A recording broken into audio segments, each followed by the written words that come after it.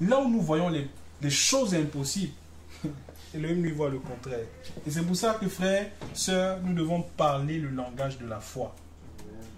Tout est possible à celui qui... Parlons le langage de la foi. Parce que le langage de la foi, c'est le langage d'Elohim.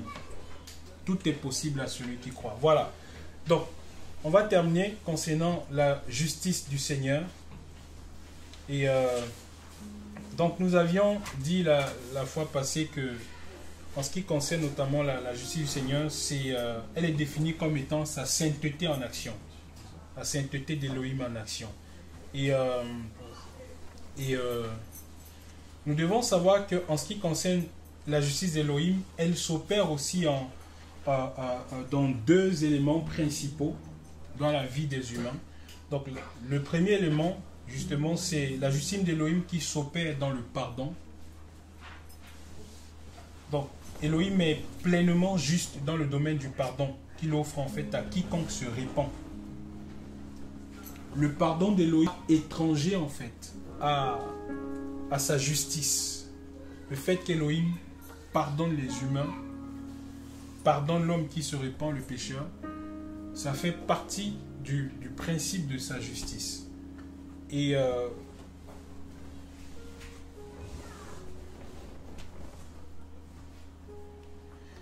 c'est parce qu'Elohim est juste qu'il est aussi miséricordieux. Donc, concernant la miséricorde d'Elohim qu'on va voir aussi tout à l'heure. Donc, juste préciser que le pardon d'Elohim, c'est un des éléments de sa justice. Le deuxième point, c'est la justice d'Elohim qui s'opère dans le châtiment. Dans le châtiment.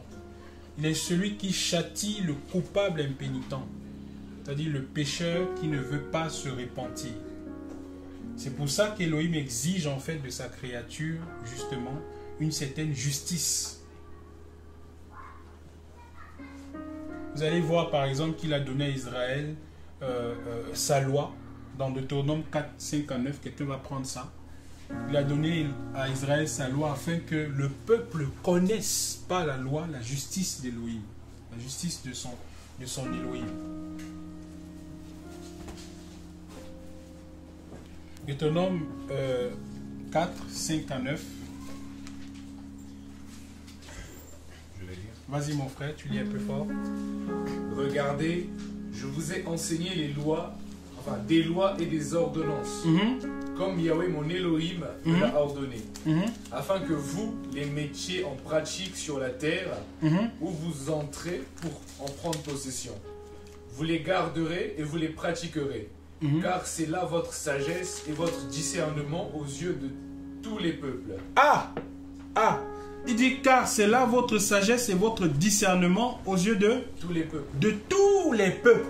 C'est-à-dire que c'est par la loi que le peuple a, qui est la sagesse et le discernement parmi tous les peuples. C'est par la loi qu'Elohim donne au peuple, que le peuple parvient à discerner, distinguer la justice d'Elohim. Et de savoir comment est-ce qu'elle s'opère.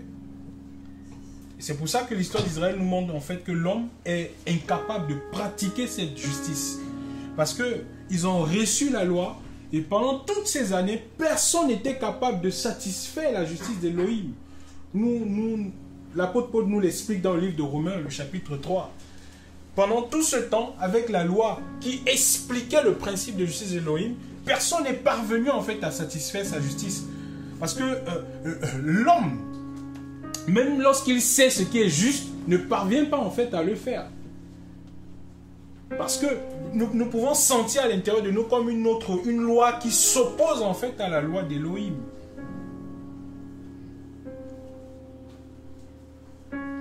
Et c'est pour ça que nous avons eu besoin justement de cette grâce-là. Elohim a anticipé sur ça. Regardez dans Romains chapitre 3. Romains chapitre 3.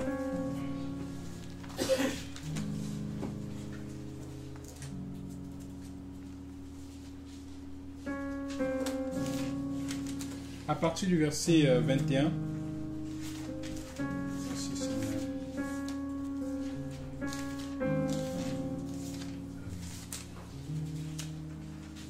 sont infinis. Toi, tu es.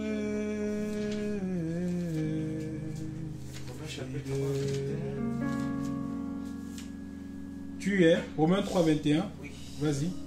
Mais maintenant, la justice d'Élohim, dont témoigne la loi et les Oui. prophètes, Oui. a été manifestée indépendamment de la loi. Uh-huh. C'est la justice d'Élohim par la foi en Yeshua Mashiach pour tous ceux qui croient. Il n'y a pas de différence. Tous ont péché et sont privés de la gloire d'Élohim. Et ils sont gratuitement déclarés justes par sa grâce, par le moyen de la libération qui se trouve en Yeshua Mashiach. C'est lui que Elohim a destiné à être par son sang une victime expiatoire pour ceux qui croiraient. Il démontre ainsi sa justice puisqu'il avait laissé impunis les péchés commis auparavant. C'est bon, tu peux t'arrêter là.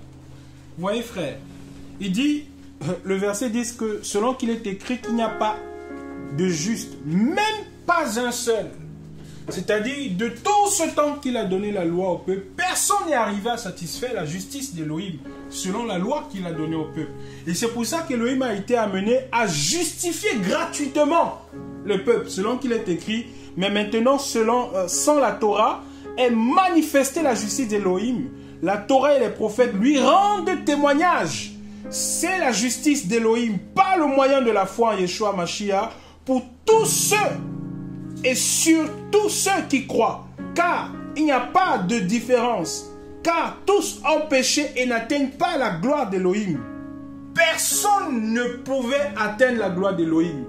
C'est pour ça qu'il a trouvé ce moyen-là. Il dit, c'est pourquoi, donc, étant justifié gratuitement par sa grâce, par le moyen de la rédemption qui est en Elohim, qui est en Yeshua Mashiach, qu'Élohim a exposé au regard pour être propitiation au moyen de la foi par son sang, afin de démontrer sa justice, parce qu'il avait laissé impunis des péchés commis auparavant.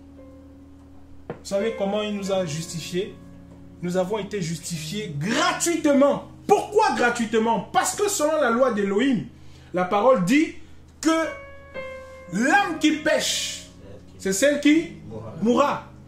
Le salaire du péché, c'est la mort. Il dit, si tu n'observes pas tous les commandements du livre de la loi que je te donne aujourd'hui, voici les choses qui arriveront. C'est la mort. Maintenant, comment est-ce que parvenir à satisfaire la justice d'Élohim en pratiquant toutes ces choses, alors que la loi du péché, à cause du péché d'Adam, opérait déjà dans la chair de l'homme? Comment devrions-nous être justifiés en fait? Alors que nous ne parvenions pas, alors que le peuple n'arrivait pas à satisfaire cette justice. Il n'y avait pas une autre solution que de justifier gratuitement les humains. Il dit que nous avons été justifiés gratuitement, c'est-à-dire qu'on n'a pas payé le prix qu'il fallait. On n'a pas payé le prix. Gratuit. Dans ce sens que lui-même a payé le prix. Pas le sacrifice de Yeshua HaMashiach à la croix. C'est ce sacrifice qui est notre justification par rapport à l'application de la loi. Et donc, regardez frère, c'est pour ça que nous devons nous réjouir de ce que Elohim est juste dans ses jugements, dans son plan, dans sa façon de concevoir les choses, dans la manière dont il conduit le monde. En tant que disciple d'Elohim, on doit se réjouir. Parce que s'il fallait qu'on soit justifié par nos propres actes, c'était la mort. Logiquement, c'était la mort. L'âme qui pêche meurt. Vous savez que pourquoi il faut cette justification-là. Lévitique dit que la vie est dans le sang. Donc, à chaque fois que le sang est versé, c'est une vie qui est prise. C'est pour ça que vous allez voir, les sorciers, par exemple, aiment le sang. Et c'est pour ça qu'Élohim a interdit à son peuple tout ce qui a rapport avec le sang. Parce que les autres nations le faisaient. Et Satan qui le sait très bien avec les esprits démoniaques, pourquoi ils aiment le sang? Parce que dans le sang, il y a la vie. Et donc, quand le sang est versé, c'est des âmes qui récupèrent. C'est des vies, des âmes qui récupèrent pour les emprisonniers dans le monde spirituel. Quand les sorciers versent le sang, quand les occultistes versent le sang, quand Satan lui-même est l'instigateur du sang versé, c'est pour s'accaparer des âmes et les rendre captifs dans la mort. C'est pour ça qu'Élohim a interdit au peuple. Et vous allez voir, plus tard avec les 4 commandements dans Actes chapitre 15, ils ont dit aux frères de s'abstenir de tout ce qui touche au sang. Parce que dans le sang, il y a la vie.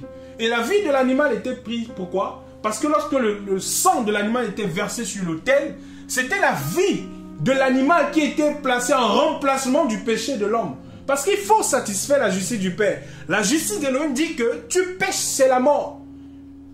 Est-ce que vous voyez? Mais parce que si tu pêches, c'est la mort, il faut bien justement qu'il y ait un élément, quelque chose qui paye en fait pour le crime qui a été commis. Et donc le sang de l'animal était versé pour pouvoir justement couvrir le mal qui avait été commis, à apaiser le cœur du Père. Parce que dans le sang, il y a la vie de l'animal. Donc, c'est comme un échange de vie en fait. Mais sauf que la vie de l'animal n'est pas comparable à la vie de l'homme.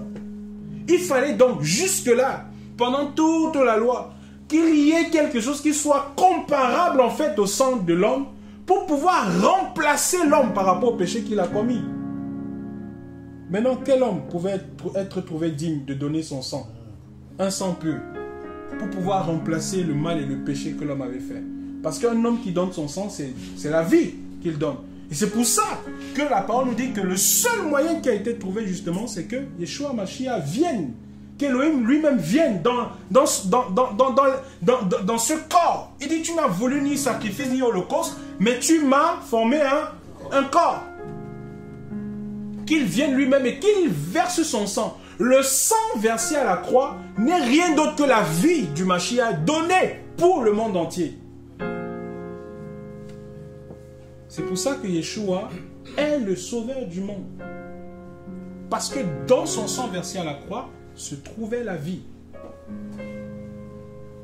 Et qui peut mieux donner la vie si ce n'est le Mashiach, mes frères? Personne. Alléluia. Amen. Après avoir justifié ses enfants, la justice d'Élohim l'amène à protéger son peuple. C'est pourquoi la protection surnaturelle dont jouit l'Église est une conséquence de la justice d'Élohim. Je ne sais pas si vous comprenez ce que je suis en train de dire. La protection que nous jouissons, le fait que Élohim veille sur nous, le fait que nous marchons avec lui, le fait qu'Élohim nous délivre des dangers, n'est rien d'autre qu'une conséquence de sa justice. C'est donc un attribut vraiment précieux. Voilà, nous prenons un autre point, la justice d'Élohim dans ses promesses. Psaume 119, le verset 123. 23. Nous devons savoir, frères et sœurs, que les promesses d'Élohim sont justes. Et il est celui qui tient ses promesses. Est-ce qu'on y est? Somme 119, verset 120. Oui, 123. Oui, j'y suis. Vas-y. Mes yeux se consument après ton salut et la parole de ta justice. Je continue? Oui, continue. 114. Agis envers ton serviteur selon ta miséricorde et enseigne-moi tes statuts. Je suis ton serviteur, donne-moi l'intelligence, je connaîtrai tes témoignages. Il est temps qu'il y avait... Non, c'est bon, c'est juste le verset 123. Tu peux reprendre, s'il te plaît. Mes yeux se consument après ton salut et la parole de ta justice. 24. À ton serviteur selon ta miséricorde et enseigne-moi. Non, attends un instant. C'est pas ça. Tu es au verset 123. Oh, oui. Alors. Oui, Somme 119. Hein.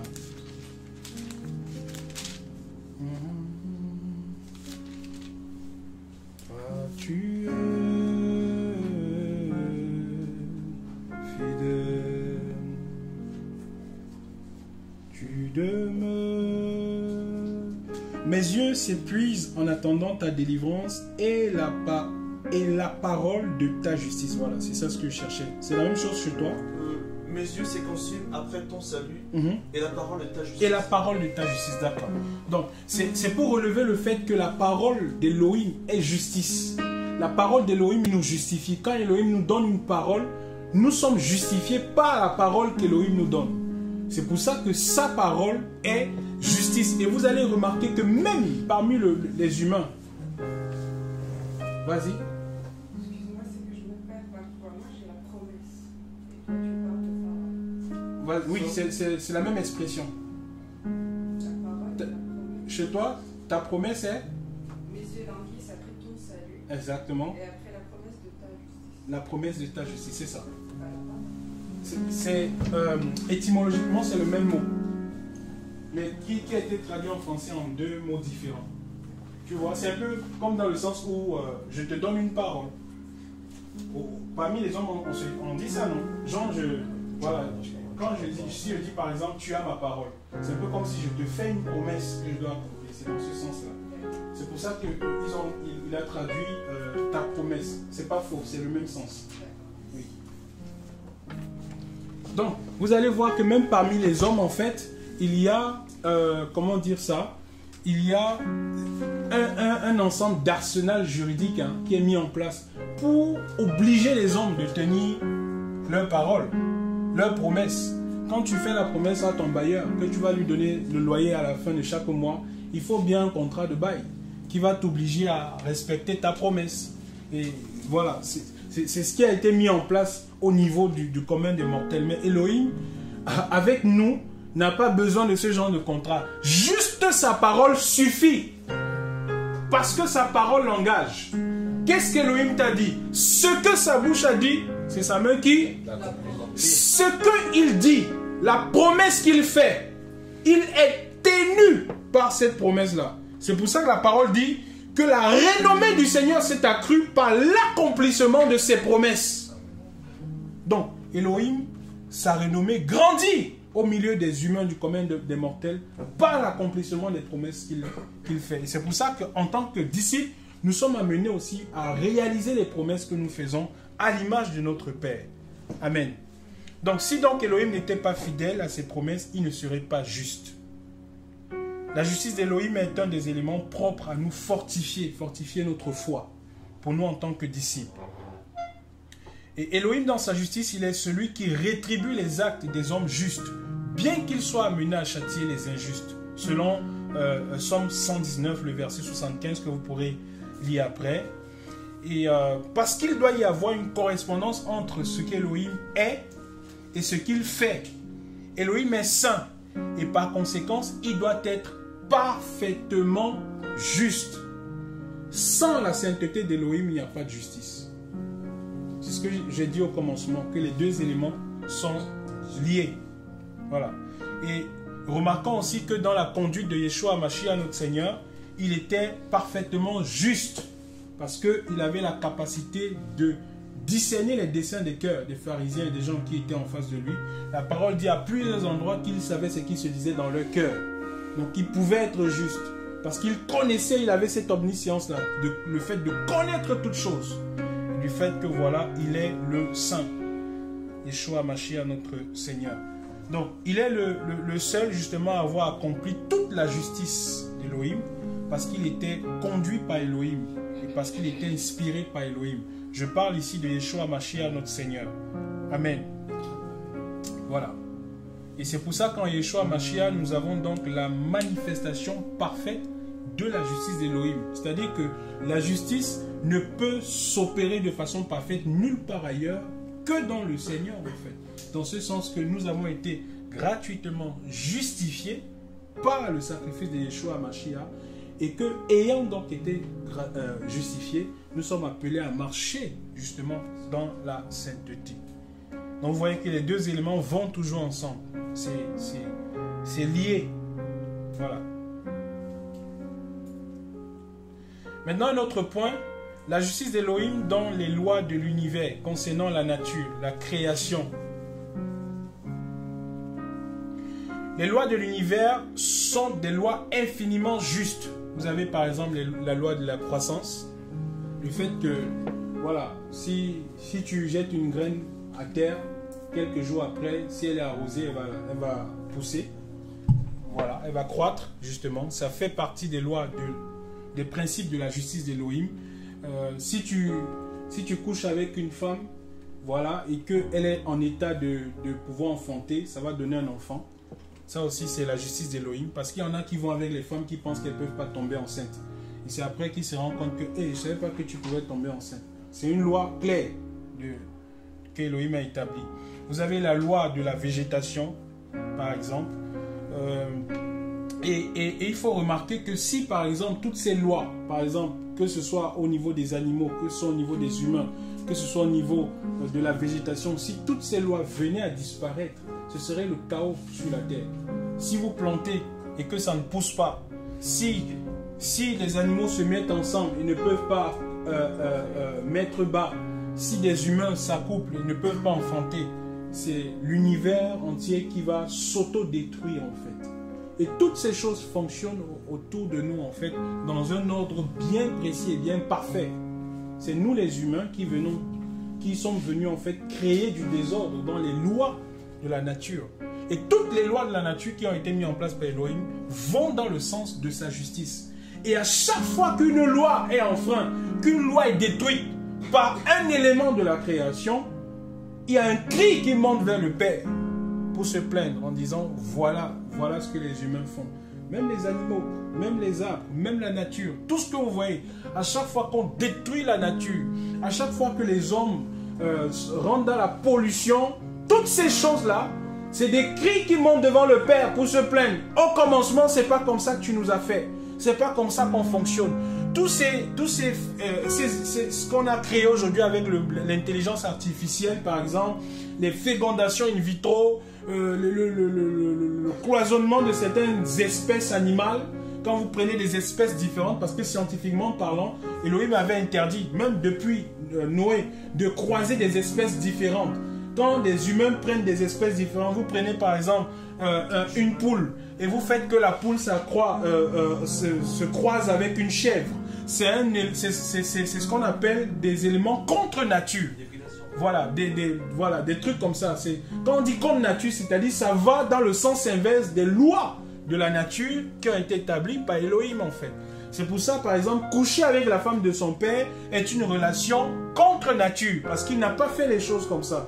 Coucher avec sa sœur est un élément contre nature. Donc à chaque fois qu'il y a des actions, des éléments contre nature qui sont produits à la surface de la terre et qui ne respectent pas l'ordre des choses selon qu'Elohim les a établis, c'est des cris qui montent vers le Père. Et ce sont tous ces cris-là qui font qu'à un moment, Elohim a dit dans le livre de Genèse que le péché de Sodome et Gomorrhe était arrivé à son comble. Et à chaque fois que le péché d'une génération arrive à son comble, Elohim se doit de pouvoir intervenir pour rétablir de l'ordre. Vous comprenez, frères et sœurs? Même quand le peuple était en train de se plaindre, le péché des Amoréens n'était pas encore arrivé à son comble. Les 400 ans d'esclavage en Égypte, c'est parce que le péché n'était pas encore arrivé à son comble. Et si aujourd'hui encore nous sommes dans le temps de la passion du Seigneur, c'est parce que le péché des hommes n'est pas encore arrivé à son comble. Quand le péché des humains arrivera à son comble dans le temps dans lequel nous serons, alors viendra le jour de l'Éternel. Ce jour-là que seul le Père connaît et qu'il a fixé de sa propre autorité. Amen. Voilà. Donc ça, c'était concernant les éléments de la nature. Un autre point, il y a aussi justement concernant ces lois-là, vous savez que la parole le dit clairement. Donc ce qu'un homme sème, c'est une loi claire. Ce que tu sèmes, c'est tu vas moissonner. Clairement, tu vas moissonner. Donc il n'y a pas de demi-mesure. Et en parlant de ça, le Seigneur me rappelait par exemple le cas de David quand il allait avec Bathsheba. Je ne sais pas s'il avait pensé qu'un enfant devait naître de là. C'est plus tard en fait qu'il s'est rendu compte que voilà, l'enfant est venu. Et parfois aujourd'hui, beaucoup de gens en fait, de chrétiens, quand nous disons aux gens de ne pas se plonger dans l'impudicité, beaucoup de gens rentrent dans l'impudicité.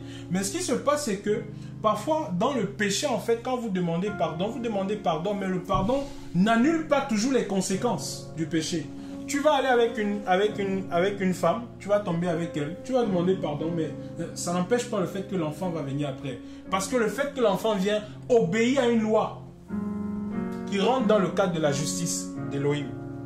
Et malheureusement, ce que certains font par peur, justement, ils rentrent dans le domaine de l'avortement. Et c'est pour ça qu'aujourd'hui, il y a ces grands débats-là, où on débat sur l'avortement, on débat sur l'homosexualité. C'est des actes contre nature, en fait, qui crient devant le trône du Père et qui interpellent le Seigneur à pouvoir intervenir physiquement à la surface de la terre. Donc, la rétribution maintenant d'Élohim dans sa justice se fait à plusieurs niveaux. On a la rétribution sur la terre. Donc, comme je l'ai dit, ce qu'un homme sème, il le moissonnera. La violation de la justice ne touche pas seulement celui qui est victime, mais aussi celui qui s'y livre. Ça veut dire que celui qui va voler, ce n'est pas celui qui est volé qui est seulement atteint, mais lui aussi le voleur, il est atteint par justement la justice d'Élohim. À chaque fois que les humains violent la justice d'Élohim, ils s'opposent à lui, c'est des actes contre nature, et ils payeront le prix par rapport à ça. Donc celui qui opprime son prochain voit son cœur endurci, par conséquent il s'éloigne du chemin en fait d'Élohim. C'est une des conséquences claires sur la terre des impies. Si tu commences à voler, ton cœur va être sec, ça sera une terre desséchée, tu vas t'éloigner du Seigneur. C'est comme quelqu'un qui tombe dans le péché une première fois, il rentre dans le péché sexuel, il prend goût à cela, et puis ça devient un acte à répétition. Ce qui se passe, c'est que dans son cœur, c'est la mort qui va s'installer et il va s'éloigner littéralement du Seigneur. C'est déjà la justice d'Élohim qui s'opère pour le pécheur. Maintenant, le deuxième point, on a la rétribution aussi dans l'au-delà, c'est-à-dire pas dans ce monde. Donc il s'agit en fait du sort des méchants, des justes et des méchants après leur mort, justement. Ce qu'Élohim donne à l'un comme à l'autre. Et nous savons qu'en ce qui concerne les justes, ils sont dans les lieux célestes en Mashiach. Et en ce qui concerne justement les pécheurs, en fait, ils sont de l'autre côté dans le séjour des morts. Donc, le troisième point, nous avons la rétribution au tribunal de Christ. C'est bon, on est ensemble, frères et sœurs? Alors, j'ai dit le premier point, c'est la rétribution ici sur la terre. Selon le principe de Galates 6, ce qu'un homme sème, il le moissonnera. Donc, le deuxième point, c'est la rétribution dans l'au-delà, après la mort de l'homme, pour les justes et les injustes, bien sûr. Le troisième point, maintenant, pour les justes uniquement, nous avons le tribunal du Mashiach, selon 1 Corinthiens, justement, chapitre 4, le verset 5. Non, pardon, 2 Corinthiens. Selon 2 Corinthiens 5. Quelqu'un peut trouver le texte? On est dans 2 Corinthiens chapitre 5. On va lire ça rapidement.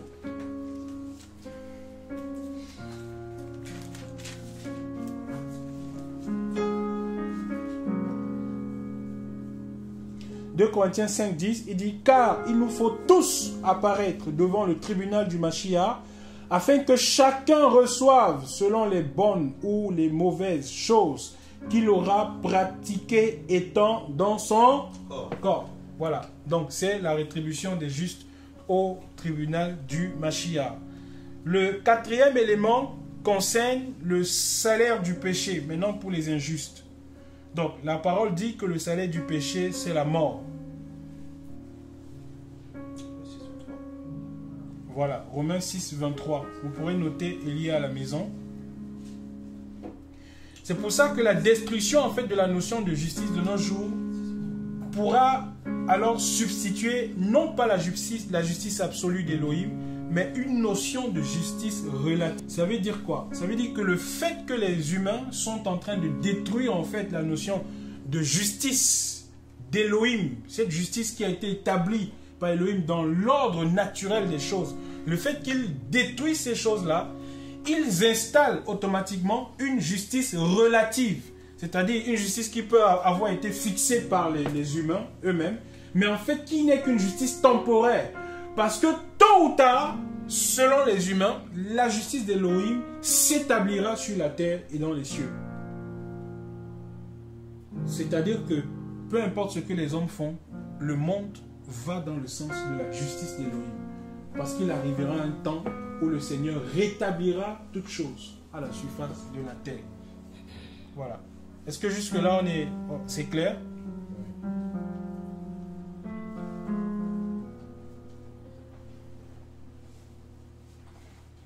C'est pour ça qu'on retrouve aussi, ça c'est un autre point, chez tous les peuples en fait, l'idée de la notion de la loi morale en fait. Le fait que la loi morale forcément appartient à un absolu. On a parlé de ça, dans le sens où vous allez voir, pour tous les peuples, les nations en fait à la surface de la terre, ceux qui ne connaissent pas forcément Elohim, il y a cette envie-là à se porter vers la divinité. Chez certains peuples, c'est des pratiques occultes, des crânes et tout ça. Chez d'autres, c'est les gens qui lisent les mains. Vous allez entendre par exemple dans cette nation les doigts de Fatia, des trucs comme ça là. C'est des éléments occultes en fait qui existent et qui procurent aux hommes un semblant de justice. Voilà. En parlant de la main de Fatia, c'est des choses auxquelles il faut s'éloigner en fait de ces choses là parce que c'est des choses occultes. Il y a beaucoup de gadgets qu'on vend ici avec ces choses là. Et c'est des choses qui n'honorent pas notre Seigneur parce que c'est un culte justement aux démons. On fait un culte aux démons sans s'en rendre compte. Et justement, en détruisant donc toutes ces lois aussi, en détruisant la justice qu'Elohim a déposée sur la terre, l'homme donc se livre à une nouvelle notion, ça aussi il faut le noter, c'est ce qu'on appelle la notion du plaisir. Le bonheur, le plaisir est devenu la norme de ce qui est bien. Les hommes se livrent à un plaisir. C'est là où vous allez trouver dans les sociétés justement. L'apôtre Paul a parlé de ça à plusieurs reprises quand il a parlé de la luxus sombrie justement. C'est le fait de se livrer à un plaisir exagéré. Donc tout est devenu plaisir. C'est-à-dire que tout ce qui fait plaisir à l'homme en fait rentre dans le sens de la justice humaine. C'est pour ça que un des éléments terribles de notre génération, c'est le plaisir sexuel. Ce plaisir-là est devenu la norme aujourd'hui.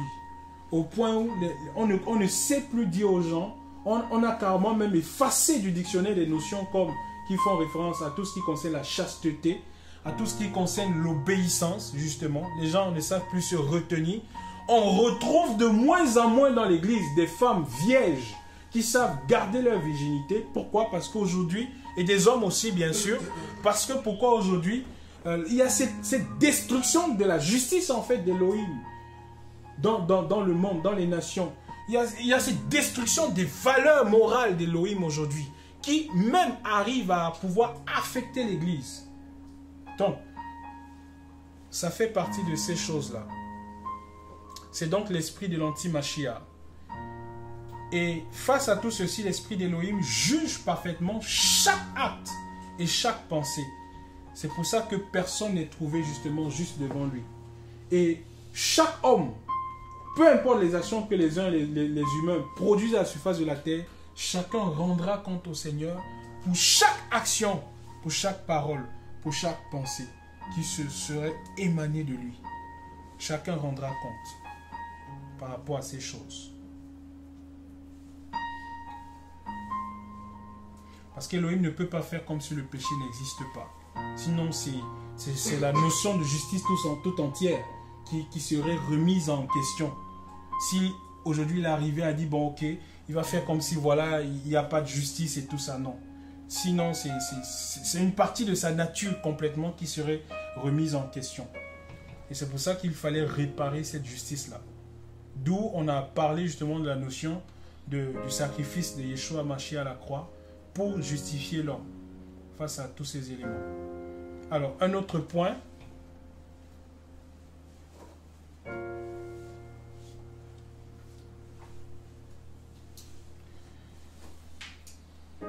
Elohim est donc juste et tout ce que nous avons à faire, ou alors tout ce que nous devons faire doit être juste, parce que nous serons récompensés par rapport à toutes les actions que nous posons.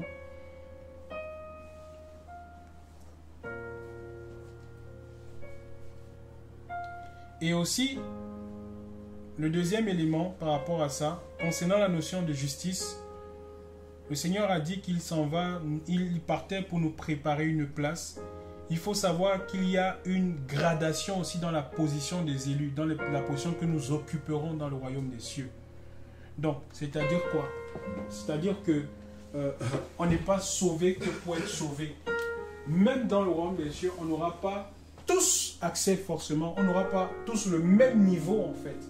Parce que la justice d'Élohim implique que même dans son royaume, en fonction du travail que nous avons chacun individuellement fait pour le Seigneur, on soit gradué différemment. Et c'est pour ça, je partageais de ça en rentrant dimanche avec les frères. Le Seigneur m'a donné vraiment de voir que c'était l'Esprit qui nous avait conduit à parler de ça après. Dans le sens où, parfois nous disons que, même vous entendez des gens dire, par exemple, si je suis sauvé juste comme au travers du feu, par exemple, cela me suffit. Si je suis juste à la porte du ciel, cela me suffit. Si je nettoie juste le sol au ciel, cela me suffit. Non, c'est une grosse erreur. Une grosse erreur, pourquoi, frère? Il dit que il y en a qui vont être sauvés comme au travers du feu. Sauvés au travers du feu, c'est des gens qui ont construit tout au long de leur vie, mais qui n'ont pas construit avec Elohim, qui ont construit en fait avec des mobiles dans le cœur qui n'étaient pas du Seigneur.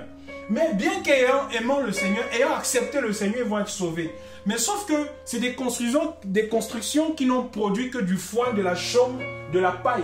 Et donc, ils ne pourront pas être récompensés. Il dit que si l'œuvre bâtie par quelqu'un, 1 Corinthiens chapitre 4, subsiste sur quoi? Le fondement, la personne recevra sa récompense. Mais si l'œuvre bâtie par quelqu'un ne subsiste pas sur le fondement, la personne ne recevra absolument rien. Et donc, pourquoi il précise cela? En disant qu'il nous faut travailler. C'est parce que l'apôtre avait la révélation justement du fait que dans le royaume, il y a différents niveaux de la présence du Seigneur. Et les différents niveaux de la présence du Seigneur sont en fonction de la jouissance que nous allons avoir pour l'éternité.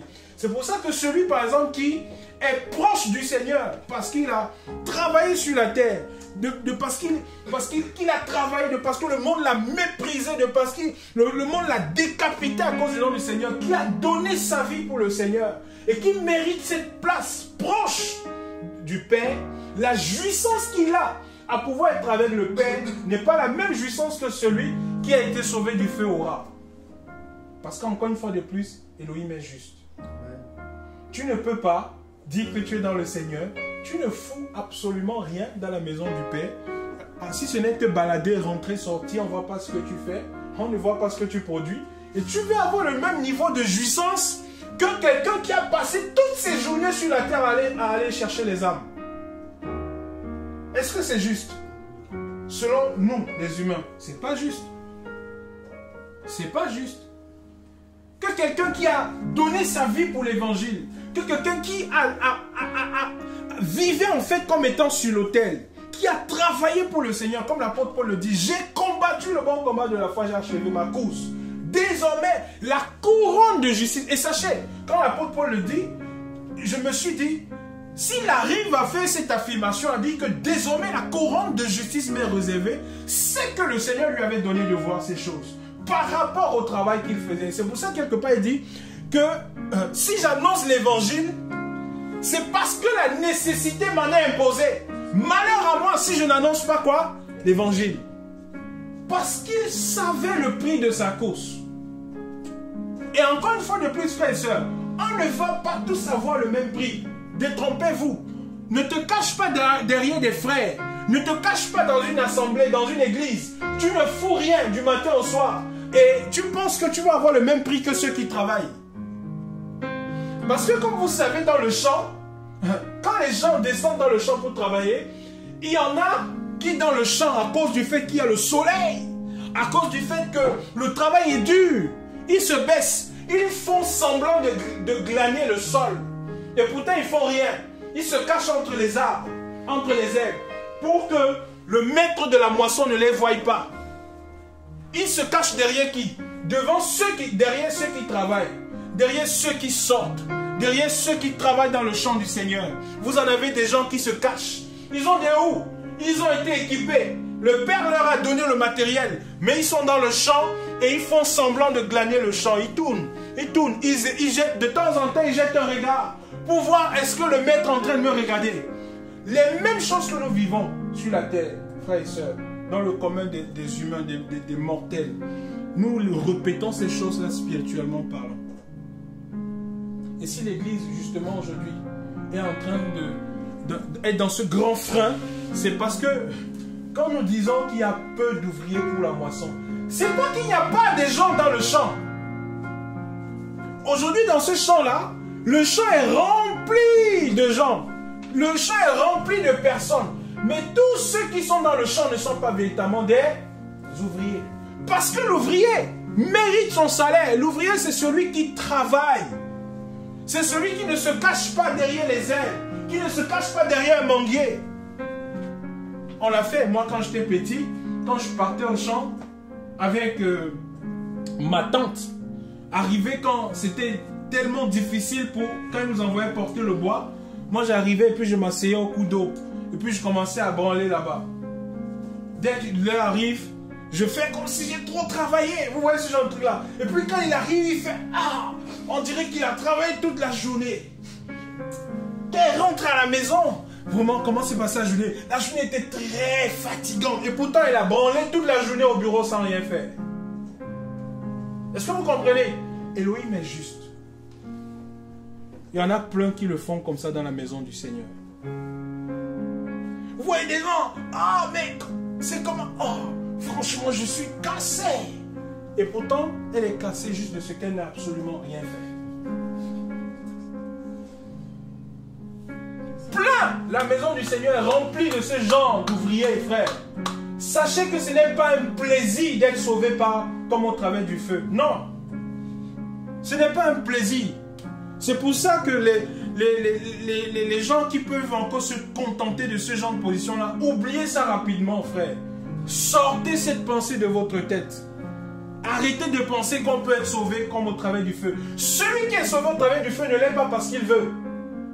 C'est parce que lorsque le juge est arrivé, pour pouvoir établir, juger le fondement, parce que pour lui, il avait tellement travaillé.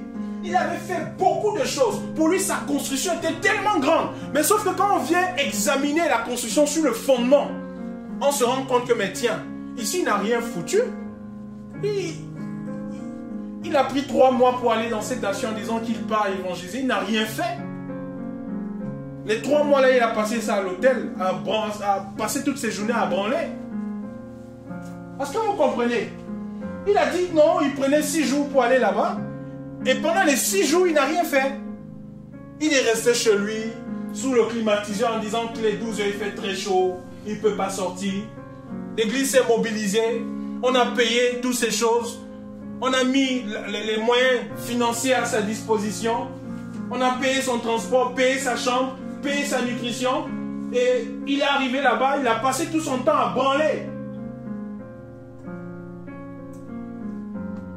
Et ils disent dans l'église, non, même si j'ai juste ça, ça me suffit. Non, frère, c'est une erreur. Parce qu'il dit qu'il viendra des nations, certains qui seront à table avec Abraham, certains qui seront à table avec Moshe dans le royaume, certains qui seront à table avec l'apôtre. Quand il dit dans Hébreux chapitre 12 que ceux dont le monde n'en était pas digne, qui ont donné leur vie, ils étaient sciés, décapités, ça et là. C'est des gens qui ont donné de leur vie pour l'évangile. Qui ont glané dans le champ du Père jusqu'au dernier souffle. Qui n'ont pas branlé.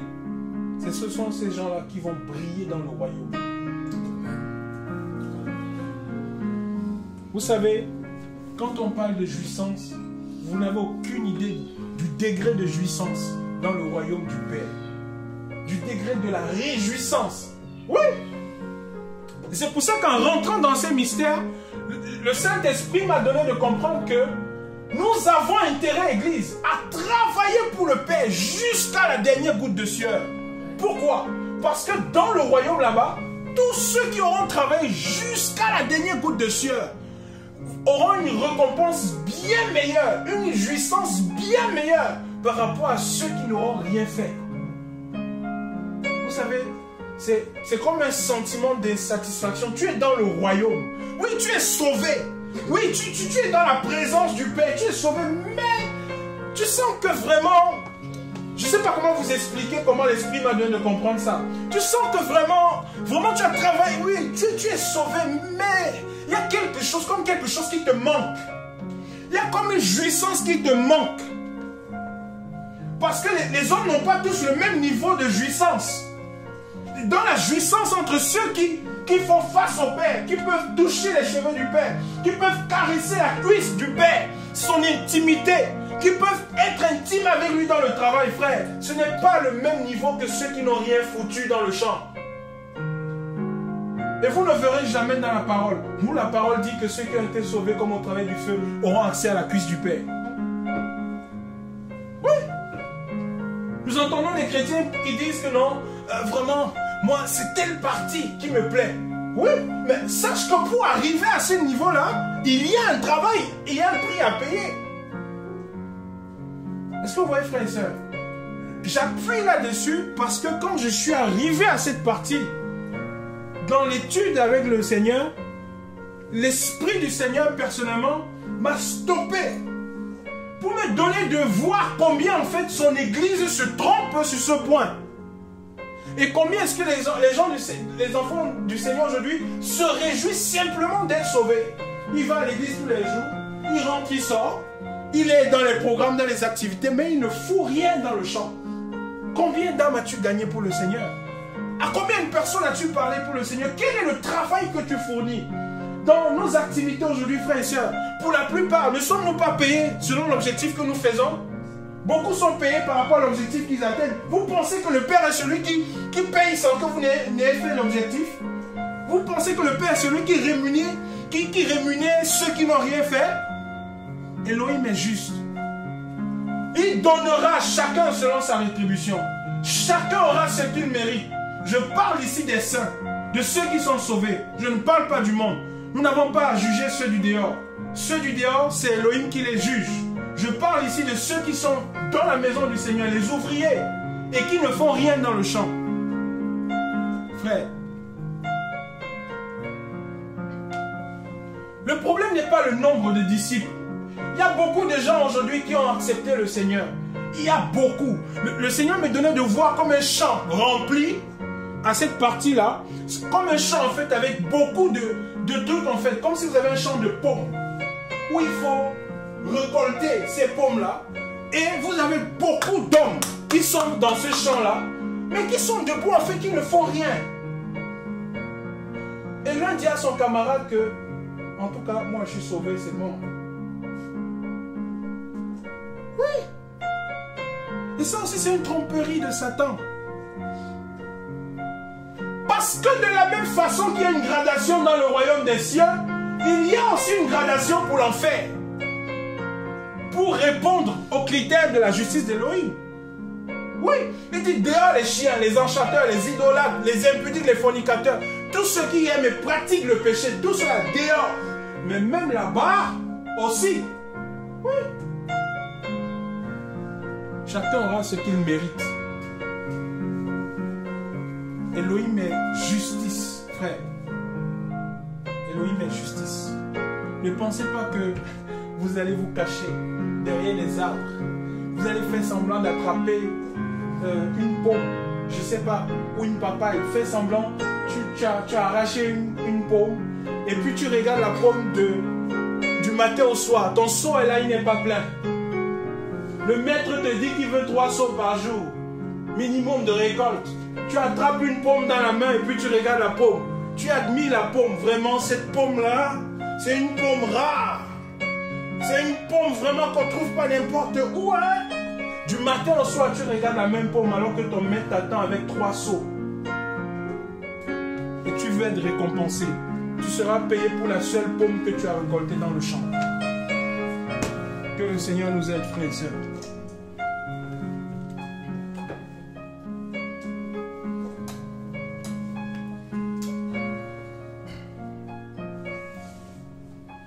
Alléluia. Il y aura aussi une gradation dans le châtiment. C'est pour ça qu'on entend maintenant une notion très importante, frère.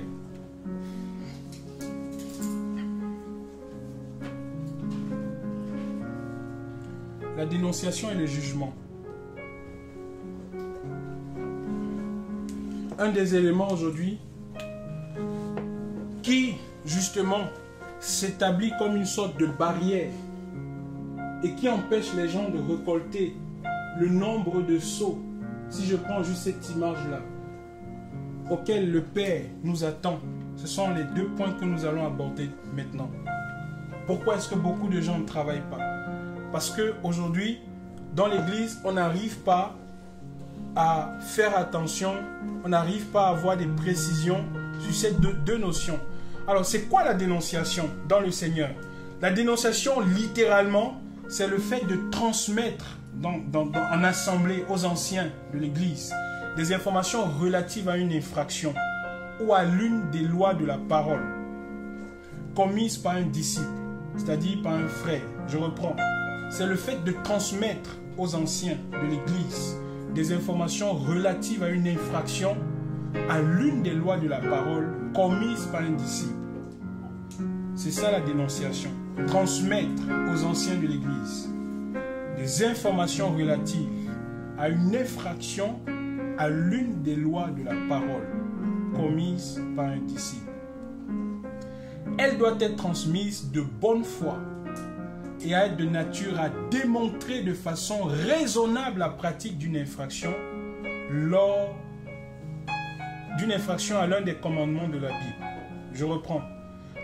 Dans la dénonciation doit être transmise de bonne foi à être de nature à démontrer de façon raisonnable la pratique d'une infraction à l'un des commandements de la Bible. Ça veut dire que la personne qui dénonce doit être de bonne foi et de façon raisonnable, c'est-à-dire montrer clairement les éléments, les pratiques, les infractions que l'autre a commises, les infractions bien sûr liées à la parole. Donc dénoncer, c'est dévoiler, c'est reprendre, c'est réfuter. Et je vais demander à quelqu'un de prendre Éphésiens chapitre 5, le verset, à partir du verset 6. Le mot grec pour répondre à ça, parce que je suis en train aussi de répondre à la question de la sœur, le mot grec qui parle de ça, c'est l'expression elektcho, E-L-E-G-C-H-O, elektcho, elektcho, qui renvoie à reprendre, dévoiler, réfuter. Donc, dénoncer, c'est dévoiler. Maintenant, dans Éphésiens 5, 6, qu'est-ce qui est dit là-bas? Que personne ne vous séduise. Que personne ne vous séduise, oui. Par de vains discours. Oui. Car à cause de ces choses, la colère d'Élohim vient sur les fils de l'obstination. Oui. Ne soyez donc pas leurs associés, car vous étiez autrefois ténèbres, mais maintenant vous êtes lumière dans le Seigneur. Conduisez-vous donc comme des enfants de la lumière. Oui. Car le fruit de l'esprit est en toute bonté, justice et vérité. Examinons ce qui est agréable au Seigneur et ne participez pas aux œuvres stériles de la ténèbre. Ne participez pas aux œuvres stériles de la ténèbre. Mais plutôt condamnez-les en effet. Ah, mais plutôt condamnez-les en effet, oui. Car il est honteux de dire les choses qu'ils font en secret. Car il est honteux de dire les choses qu'ils font en secret, oui. Vas-y. Toutes les choses qui sont condamnées sont manifestées par la lumière. Oui. Car la lumière est celle qui manifeste tout. Car la lumière est celle qui manifeste tout. Donc ici, il dit, ne participez pas aux œuvres stériles des ténèbres, mais au contraire, condamnez-les. L'expression condamnez-les qui est utilisée ici, c'est l'expression elektcho ou elektcho, qui signifie reprendre. D'autres versions l'ont traduit par dénoncer-les, justement, qui signifie, comme je l'ai dit, reprendre, dévoiler. Donc ici, il est en train de dire, ne participez pas aux œuvres stériles des ténèbres, mais au contraire, dévoilez-les. Démasquer, voilà, ça va dans le même sens quand il utilise cette expression ici. Donc, pour dire quoi? Pour dire que quand il parle d'elektcho, de dévoiler, c'est lorsqu'on a été amené à pouvoir justement rentrer dans la pratique. Par exemple, vous êtes au travail, vos collègues montent un coup pour pouvoir avoir un peu plus de salaire. pour pouvoir voler la direction. On vous appelle pour participer à ce coup. Vous êtes informé de ce coup, qui est un coup ténébreux par rapport à l'entreprise dans laquelle vous travaillez. Vous n'êtes pas seulement appelé à quitter ce coup. C'est-à-dire, non seulement vous leur dites que vous ne pouvez pas participer, mais vous êtes appelé à dévoiler cette action. Est-ce que vous me comprenez, frères et sœurs? Pourquoi? Parce que c'est les œuvres infructueuses des ténèbres. On est toujours dans le cadre de la justice d'Élohim. C'est-à-dire, tu ne sors pas seulement en disant, bon, moi, vraiment, je ne suis pas dans vos choses. Mais parce que c'est quelque chose qui relève de la ténèbre, vous devez dévoiler cela à la direction. Et on va vous accuser de tout ce qu'on va vous accuser, mais ça répond à la justice d'Élohim. Quand il dit, dévoilez-les, démasquez-les. Il dit, car il est honteux de dire les choses qu'ils font en secret. Voilà. Parce que c'est des choses des ténèbres. Donc il est question ici de dévoiler les œuvres infructueuses des ténèbres. Et comme je l'ai dit, cela implique le fait de pouvoir non seulement refuser, mais de pouvoir aussi dévoiler ces choses. Et le but pour lequel on procède à la dénonciation, justement, ou au dévoilement de la faute commise, c'est pour que le frère ou la personne qui a commis la faute revienne au Seigneur. Nous sommes dans Hébreux chapitre 12, verset 15. C'est-à-dire, quand nous dévoilons les œuvres infructueuses des ténèbres, l'objectif, c'est que l'instigateur de ces œuvres des ténèbres sorte des ténèbres pour rentrer où? Dans la lumière. C'est ça l'objectif premier. Vas-y, Hébreux 12, 15. Veillez à ce que personne ne se prive de la grâce d'Élohim, Oui. à ce qu'aucune racine d'amertume poussant en haut ne vous trouble, et que beaucoup ne soient souillés par elle. Qu'il n'y ait parmi vous ni fornicateur, ni profane, comme Esav, qui pour un aliment vendit son droit de naissance. 17. Car vous c'est bon, tu peux t'arrêter là. Il dit, veillez à ce que personne ne se prive de la grâce ne se prive de la grâce d'Élohim, mais à ce qu'aucune racine d'amertume ne poussant des rejetons ne vous trouble et que beaucoup ne soient souillés. Pourquoi? Parce que nous avons cette responsabilité de veiller. Et si nous ne veillons pas, cette racine d'amertume, cette chose cachée dans les ténèbres justement, va infecter plusieurs. Nous en porterons la responsabilité. Regardez encore Apocalypse 3, 19. Apocalypse 3, 19. Oui, vas-y mon frère. Moi, je reprends et je châtie. Moi, je reprends. Le thème reprendre ici renvoie au dévoilement électro. Moi, je dévoile, je reprends. Et je fais quoi? Tout ce qui... Je châtie. Moi, je reprends et je châtie. Oui. Tout ce que j'aime. Voilà, arrête-toi là-bas. Moi, je reprends et je châtie tout ce que j'aime. Nous voyons que quand le Père châtie, quand le Père fait élection, c'est pour que la personne sorte. C'est parce qu'il aime la personne, pour que la personne sorte des ténèbres, et afin qu'il puisse rentrer dans la lumière. Maintenant, si justement la personne que tu dévoiles ne veut pas sortir des ténèbres pour entrer dans la lumière, on passe à la deuxième phase, ce qu'on appelle le jugement. Le jugement s'opère en 3 phases. Un autre point. Le jugement, dans la notion de jugement intervient 2 termes importants. L'accusation et la condamnation. 1. Accusation. Nous sommes dans Jean 8, à partir du verset 3.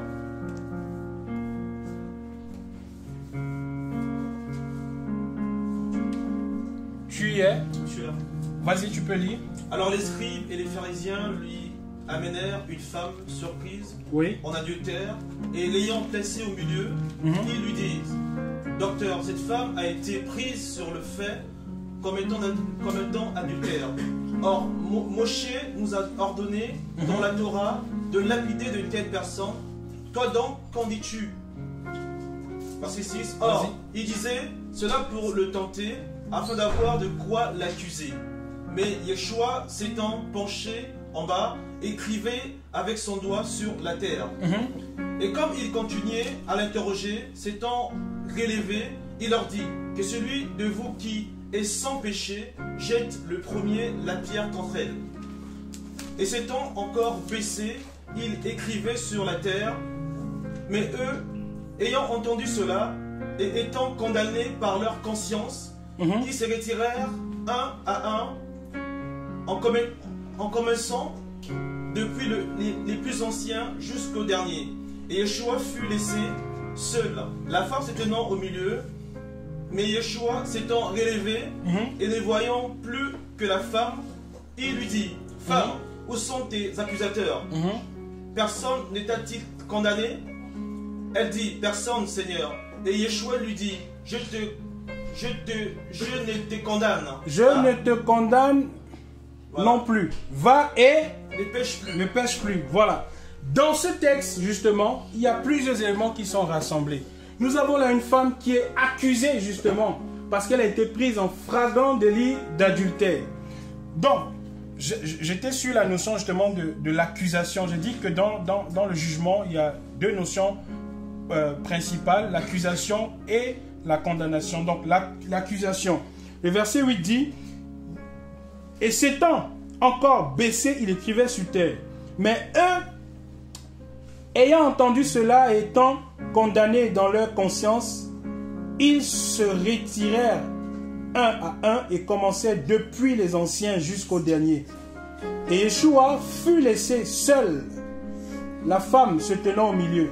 Mais Yeshua s'étant levé, ne voyant plus que la femme, il lui dit, femme, où sont tes accusateurs? Dans l'accusation, on a deux notions. Il y a l'accusé et il y a l'accusateur. Donc la première notion c'est l'accusé. Le terme grec utilisé pour l'accusé ici, c'est eshkaleo. E-G-K-A-L-E-O. C'est être accusé, appelé en justice, apporter des charges contre quelqu'un. Alors, un instant que je trouve ce terme. Voilà. S'avancer en accusateur. Donc, eshkaleo, je reprends. C'est la position de celui qui est accusé. C'est être accusé, appelé en justice. Celui qui est accusé, c'est le fait d'avoir des charges qui pèsent sur soi ou être amené devant un tribunal, une cour de justice. Et l'expression a été utilisée dans Acte 26, le verset 2. Tu peux lire, mon frère. Regardez. Allons-y rapidement. Acte 26, verset 2. Je suis toujours dans la justice d'Élohim pour marquer la différence entre dénonciation et jugement. Parce que c'est deux thèmes qui sont beaucoup confondus. Donc, Acte chapitre 26, le verset 2. Verset 2. Oui. Concernant toutes les choses dont je suis accusé. Concernant toutes les choses dont je suis ekaléo, dont je suis accusé. D'accord. Par les Juifs, roi Agrippa, je m'estime béni d'avoir à me défendre aujourd'hui devant toi. Voilà, je m'estime béni aujourd'hui à me défendre devant toi concernant les choses pour lesquelles je suis ekaléo, c'est-à-dire pour lesquelles je suis accusé. Lis le verset 7, vas-y. Et à laquelle nos 12 tribus, en servant Elohim, sérieusement, nuit et jour, espèrent parvenir. Et c'est pour cette espérance, roi Agrippa, que je suis accusé par les Juifs. C'est pour cette espérance que je suis ekaléo aujourd'hui par les Juifs, dont je suis accusé. C'est la position de quelqu'un qui est accusé. Chapitre 23, verset 28, vas-y. Vous pouvez juste noter. 23, 28. Oui. Et voulant connaître le motif pour lequel il l'accusait, je l'ai fait descendre. Et voulant connaître le motif pour lequel il l'ekaléoait, si on peut dire ça comme ça, le terme qui est utilisé c'est kaléo, pour lequel il accusait, la position de quelqu'un qui est accusé. C'est le premier terme. Le deuxième terme, on avance, nous sommes toujours au chapitre 23. Le deuxième terme pour parler d'accusation, maintenant c'est la position d'un accusateur. En grec, le terme utilisé c'est katégoros. K-A-T-E-G-O-R-O-S. Katégoros, c'est un accusateur. C'est celui qui accuse. Nous sommes dans Acte 23 à partir du verset 30. Vas-y. Mais comme on m'avait révélé un complot Oui. que les Juifs avaient organisé contre lui, je te l'ai aussitôt envoyé en ordonnant à ses accusateurs. En ordonnant à ses catégoros, ses accusateurs, de faire quoi? De te dire eux-mêmes Oui. ce qu'ils ont contre lui. De te dire eux-mêmes ce qu'ils ont contre lui. Là, on est dans le sens de l'accusateur. 24, 3 à 8. Toujours, acte des apôtres. Vas-y mon frère. Partout et de toute manière, Oui. très excellent Félix, Oui. nous les accueillons avec une entière reconnaissance. Oui. Mais afin de ne pas t'arrêter davantage, je te prie de nous entendre selon ta bonté dans ce que nous allons te dire en peu de paroles. Verset 5. Car nous avons trouvé cet homme une peste qui excite la sédition parmi tous les Juifs de toute la terre habitée et qui aussi est un chef de la secte des Nazaréens. Verset 6. Il a même tenté de profaner le temple. Nous l'avons saisi et nous avons voulu le juger selon notre Torah. Nous avons voulu le juger selon notre Torah, oui. 7. Mais le tribun Lysias étant survenu, il nous l'a arraché de nos mains avec une grande violence. 8. Ordonnant à ses accusateurs de venir devant toi. Ordonnant à ses catégoros de venir vers toi. Donc, voilà. Tu peux t'arrêter là, mon frère. C'est pour signifier la position de l'accusateur. L'expression utilisée, c'est le catégoros. Donc, dans le deuxième processus concernant le jugement, il y a l'accusé et il y a l'accusateur. Une fois justement que l'accusateur a posé l'accusation chez l'accusé, il y a une troisième, il y a un autre point maintenant. Donc l'accusation c'était le point A. Dans l'accusation il y a 2 points, l'accusé et l'accusateur. Le point B c'est la condamnation. Donc une fois qu'on a entendu la condamnation, l'accusation est faite à quelqu'un qui est dans une position de juge. Celui qui est dans une position de juge, l'expression utilisée pour cette position, c'est Crite, le juge. En fait, quand il parle d'Agrippa, Agrippa est dans une position de Crite. Le Crite, c'est le juge, c'est-à-dire c'est K-R-I-T-E, qui lui entend en fait des accusations qui viennent de la part du catégoros et qui écoute la version justement de l'Ekaléo. Donc, il écoute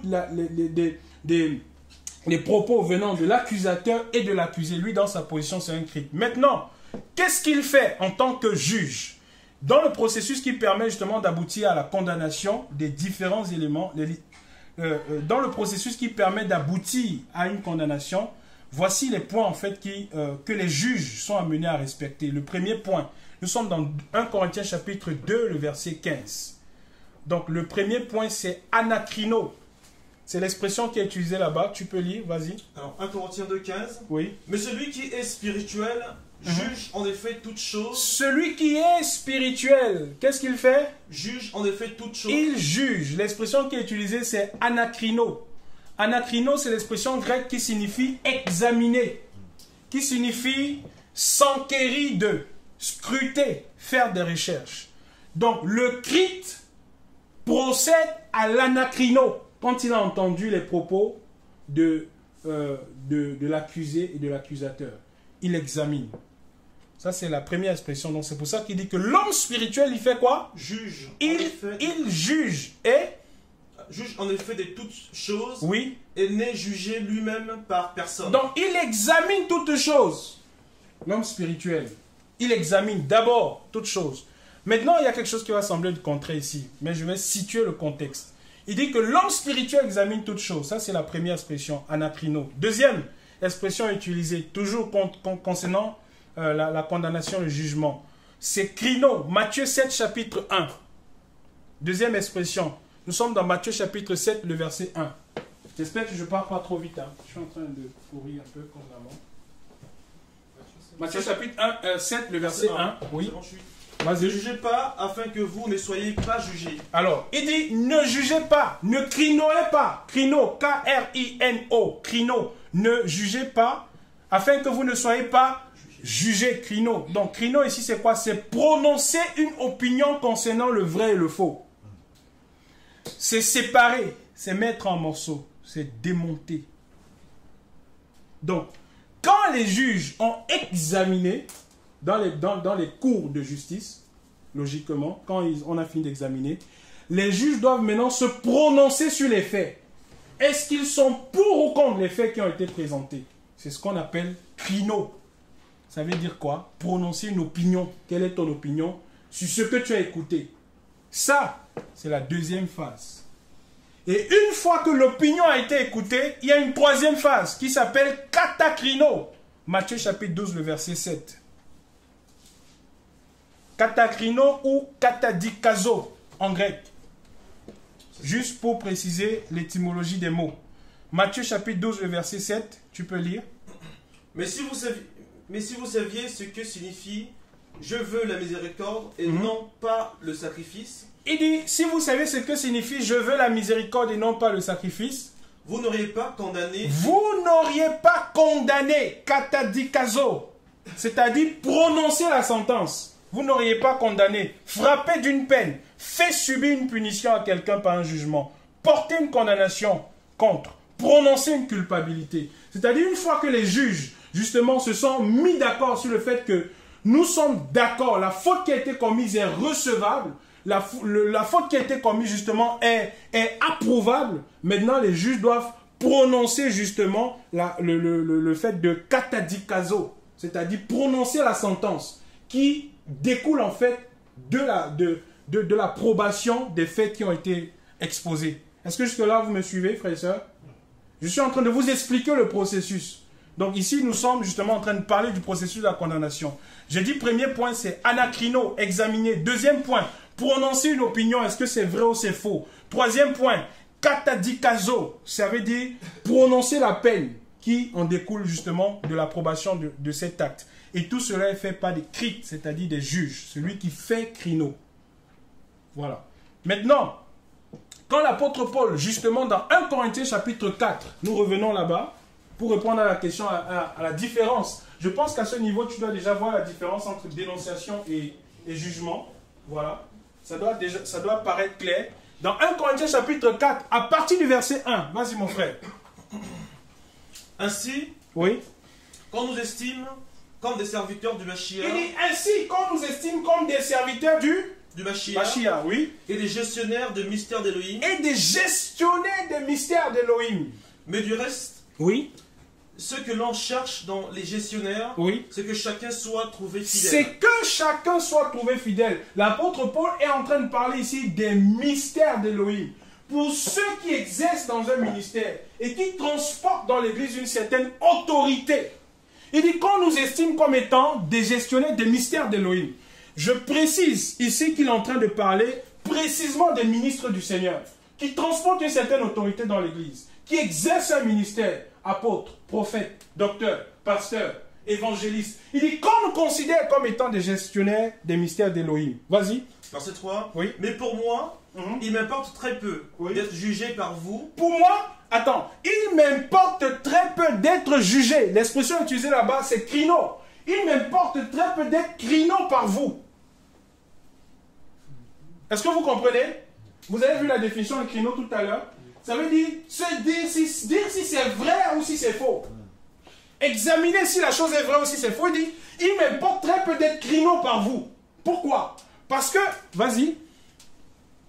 D'être par vous ou par un jour. Oui. Humain. Bien plus, je ne me juge pas moi-même. Ah, il dit ou par un jour humain, bien plus je ne me crino pas moi-même. Pourquoi?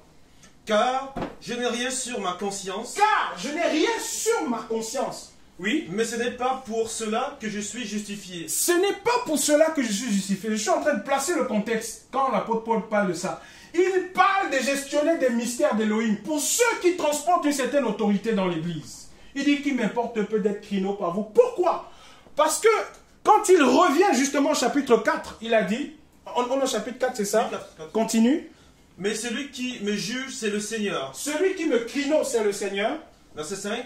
C'est pourquoi ne jugez pas avant le temps. C'est pourquoi ne jugez pas. L'expression qui est utilisée ici, justement, c'est crino, je pense. Hein. Laissez-moi vérifier. Oh, Père.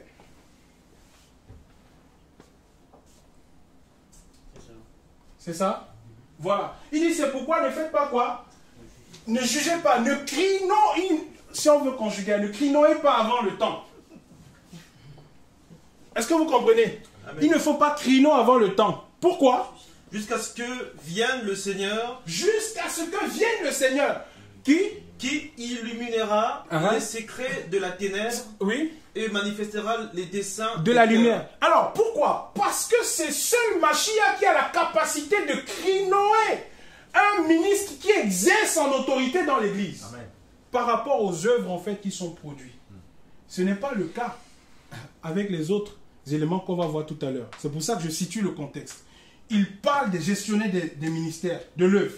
Il dit, concernant l'œuvre, concernant les ministères, parce que cela Éphésiens chapitre 4, la parole dit qu'il a donné à certains, aux uns, comme apôtres, qui, Mashiach, directement ils l'ont reçu. Et c'est pour ça que l'appel au ministère, on ne devient pas pasteur, on est dans l'appel. Et quand le temps arrive pour que l'appel du Seigneur s'adresse à ta vie, tu rentres, tu manifestes cet appel avec lequel le Seigneur t'a élu depuis avant que tu ne naisses. C'est pour ça, justement, concernant les grâces du Seigneur, Paulos dit, quand il a plu à celui qui m'avait mis à part depuis le ventre de ma mère, de m'appeler, je ne consultais ni la chair ni le sang. Et pourquoi? Parce que son appel, sa distinction au ministère, par rapport à l'autorité qu'il devait transporter dans l'église, n'avait pas commencé à partir du moment où il a donné sa vie au Seigneur. Il avait déjà été élu avant. Donc les grâces ministérielles, la parole dit qu'il ne se répand pas de ses dons. Les grâces ministérielles, c'est-à-dire les 5 ministères qui transportent de l'autorité dans l'église, on ne les reçoit pas à la conversion. On les a, on est élu avec. C'est quelque chose qu'on a d'avance, par la grâce du Seigneur. Et la parole dit qu'il a donné aux uns comme apôtres, aux autres comme prophètes, pasteurs, prophètes, docteurs, pour le perfectionnement des saints. Maintenant, concernant ceux-là qui exercent dans ce ministère-là, il dit que de ne pas crinoer la manière dont ils construisent. Parce que le seul qui a la capacité de crinoer leurs œuvres, c'est le Mashiach. Mais pourquoi donc il dit par la suite que, quand on revient au texte qu'on a lu avec la sœur, quand il dit que l'homme spirituel, justement, juge de tout et n'est jugé de rien, on a l'impression qu'il y a une certaine contradiction. N'est-ce pas? Revenons au texte. 1 Corinthiens chapitre 2, le verset 15. Tu me dis le terme qui est utilisé là-bas. D'accord. Vas-y. 2,15. Oui. Mais celui qui est spirituel, oui, juge en effet de toutes choses. Celui qui est spirituel, il fait quoi? Juge en effet de toutes choses. Ah! Celui qui est spirituel, anacrino, il l'examine. C'est pas la même chose. Est-ce qu'on est ensemble? Il examine. Ça, c'est l'apanage de tout enfant du Seigneur. Nous avons l'obligation d'examiner toutes choses. Il anacrino, celui qui est spirituel. Maintenant, on revient dans 1 Corinthiens 5. Regardez le mystère. 5. 1 Corinthiens 5. 1 Corinthiens 5? Oui. À partir du verset 1.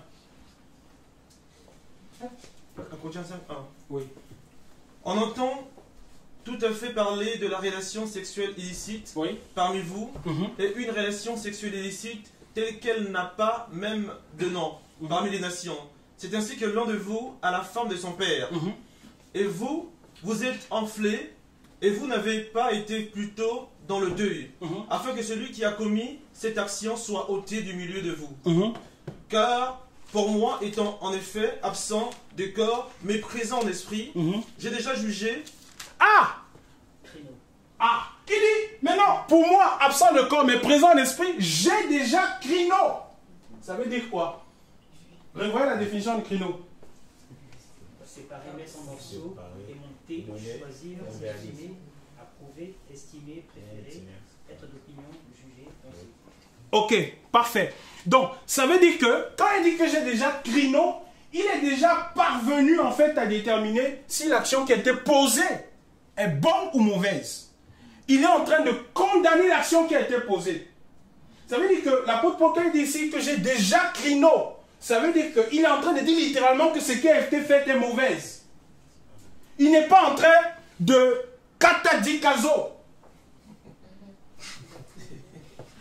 On est ensemble? Oui, oui, oui. Comprenez-moi très bien. Hein? Il n'est pas en train de katadikazo. Il est en train de crino, de dire que voilà ce qui a été posé, n'est pas bonne. Et il place justement l'épée par rapport à ça. Ensuite, vas-y mon frère, soyez très attentifs, sinon vous allez me perdre. Alors, je reprends le verset 3. Oui. Car pour moi, étant en effet absent du corps, mais présent en esprit, j'ai déjà jugé comme si j'étais présent. J'ai déjà crino comme si j'étais présent. Oui. C'est lui qui a commis une telle action. Verset 4. Oui. Vous et mon esprit étant assemblés. Ah, attends. Il dit, celui qui a commis un tel acte. Ah, comment l'apôtre Paul sait que la personne a commis un tel acte? 1 Corinthiens chapitre 1, le verset 11.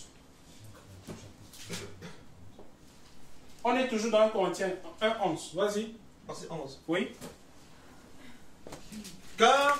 Accélère mon frère. Car il m'a été déclaré à votre sujet. Il m'a été déclaré à votre sujet, oui. Mes frères, oui. Par ceux de chez Chloé, oui. Qu'il y a des disputes parmi vous. Il a appris par la maison de Chloé qu'il y avait des disputes dans l'assemblée de Corinthe. C'est par là qu'il a appris la chose. Il a appris que par là, aussi par là, qu'il y en avait un dans cette assemblée qui était sorti avec la femme de son père. Et par rapport à ces actions et par rapport au fait que déjà dans l'assemblée de Corinthe, il y avait des disputes entre les frères, justement, et que dans ces disputes, il y en avait un qui avait commis cet inceste, l'apôtre Paul, il a crinoé cette action. Ça veut dire qu'il a condamné cette action dans le fait que cette action est mauvaise. Il a pris position dans le sens où c'est une façon pour lui de déclarer que l'action qui a été commise est mauvaise, mais vraiment mauvaise. Mais maintenant, il n'y a pas que ça. Il dit que maintenant, moi, mon esprit fait comment? Alors, toujours le verset oui. 12. Oui. Mais j'ai dit ceci parce que chacun de vous dit, moi je suis vraiment de Paulos. Non. Reviens au chapitre 5. 5 verset 3. Pardon? 5, 3. 5, 3. Pour revenir. Encore un chancin. Oui, vas-y. Verset 3.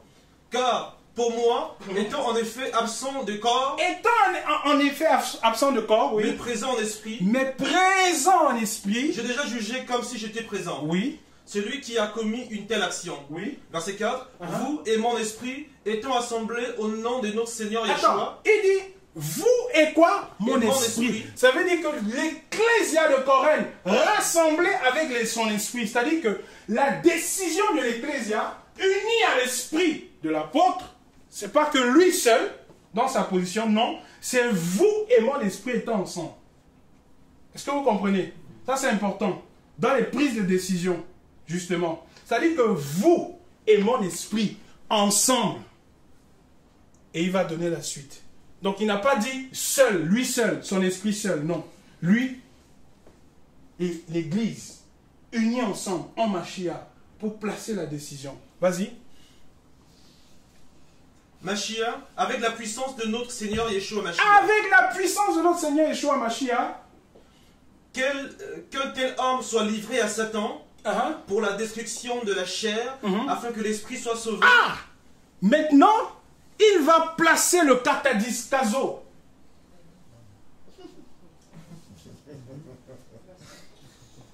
Il place maintenant le katadikazo. Quand il dit qu'un tel homme, par rapport au péché qu'il a fait, vous et mon esprit étant ensemble, qu'il soit livré à Satan pour la destruction de la chair, afin que l'esprit soit sauvé. Afin que l'esprit soit sauvé. Au jour du Seigneur Yeshua. Au jour du Seigneur Yeshua. Est-ce que vous comprenez, vous comprenez les étapes, frères et sœurs? Il examine, anacrino, il crino, prononce, c'est vrai, approuvé ou pas. Et puis, katadikazo, ou katakrino, il place la sentence. C'est le même processus qui se passe dans les tribunaux. Vous allez voir un collectif de 12, 13 juges pour examiner les faits et qui doivent en majorité décider si c'est bon ou pas. Dès qu'on dit c'est mauvais, dès que tout le monde dit ok c'est mauvais, maintenant on rentre dans le droit pour voir la sentence katadikazo qui va avec le fait que ce soit mauvais. Est-ce que vous me comprenez? Et donc, justement par rapport à ça, en ce qui concerne justement le fait de faire crino dans l'assemblée, dans l'église, toujours dans le sens de dénonciation et jugement, c'est que dans l'ecclésia, justement, si un frère, par rapport aux actions qui ont été posées, tous les frères dans l'ecclésia sont amenés à faire anacrino, à examiner. Si par exemple il y a un frère, comme il le dit dans 2 Jean, si un frère vient à vous, si un frère, le frère c'est toute personne qui a reçu la parole du Seigneur, par exemple, comme il le dit dans, toujours c'est 5, hein, le verset 13 par là, lis le verset 13 de 5. Mais ceux de dehors, Elohim les juge. Ah, attends, verset 12. Très bien. Car que-je à juger ceux du dehors? N'est-ce pas ceux du dedans que vous avez à juger? Non, prends le verset 11, remonte. Mais maintenant, ce que je vous ai écrit, c'est de ne pas vous mêler avec quelqu'un qui se nomme frère. Avec quelqu'un qui se nomme quoi? Frère. Ça veut dire que le frère peut être tout le monde. Ici, on n'est pas en train de parler de ministère, d'apôtre, de pasteur, etc. Non. On dit avec un frère. Et il cite, quand il dit avec un frère, qu'il soit quoi? Qu'il soit comment? S'il est fornicateur, ou cupide, ou idolâtre, ou railleur, ou ivrogne. Ça veut dire que on a vu ces actions-là que ce frère, ce gars qui se fait appeler frère, a posé. S'il est cupide, idolâtre, etc., s'il a fait ces choses-là, il dit de ne pas s'asseoir pour manger avec lui. Ok, verset 12. Car qu'ai-je à juger ceux du dehors? Qu'ai-je à juger ceux du dehors? Maintenant, le thème jugé ici, c'est quoi, ciblé? Ici, c'est crino. Voilà. Il dit, qu'ai-je à crino ceux du dehors? Vas-y.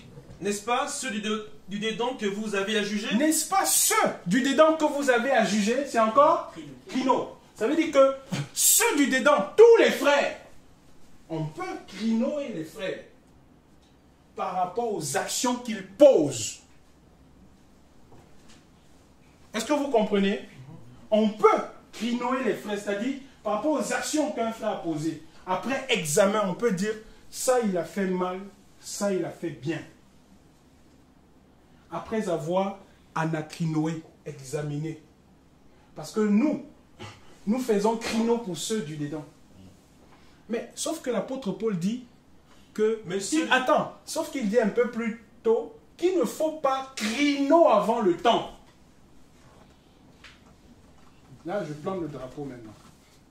Est-ce que vous voyez? Il dit il ne faut pas crino avant le temps. Et plus tard, il dit, n'est-ce pas que vous êtes appelés à crinoer ceux du dedans? Il y a une différence. Quand il dit qu'il ne faut pas crino avant le temps, il parle de la construction des ministres. De ceux-là qui transportent une autorité dans l'Église. Qu'on les voit comme des gestionnaires. Il parle de la construction d'une œuvre. Je vous prends un exemple. Il y a des anciens qu'on ne peut pas crinoer la façon dont ils construisent.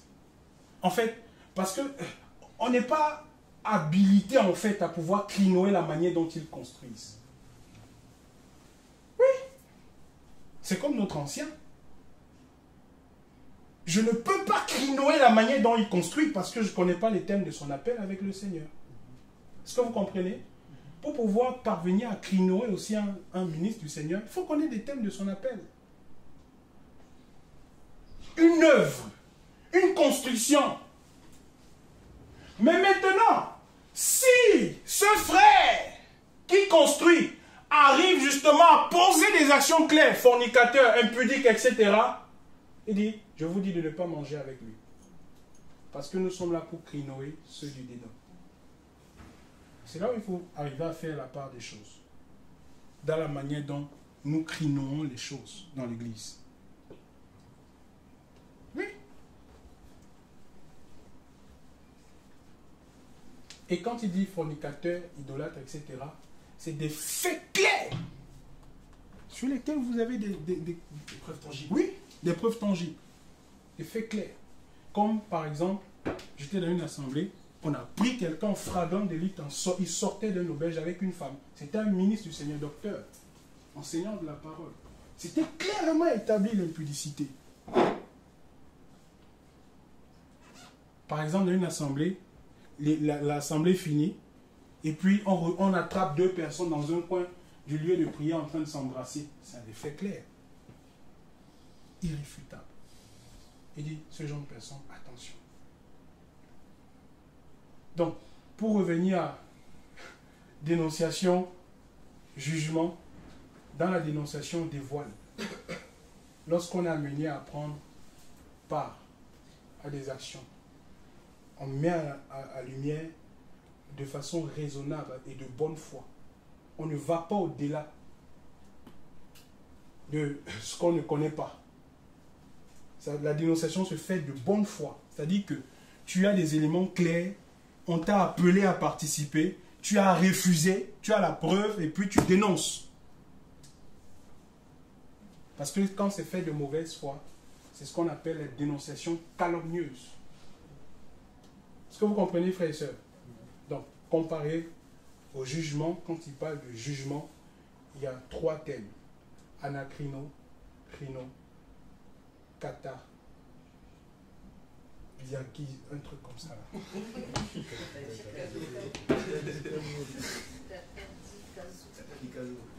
Maintenant, pour ceux qui sont du dehors, écoutez bien. Vous savez, quand il parle de ceux qui sont dehors, c'est très relatif. C'est vraiment relatif. C'est que quand il parle de ceux qui sont du dedans, il parle de ceux qui sont dans la foi. Maintenant, pour quelqu'un qui n'est pas dans la même assemblée que vous, pour quelqu'un qui n'est pas de la même famille, comment dirais-je? Hein?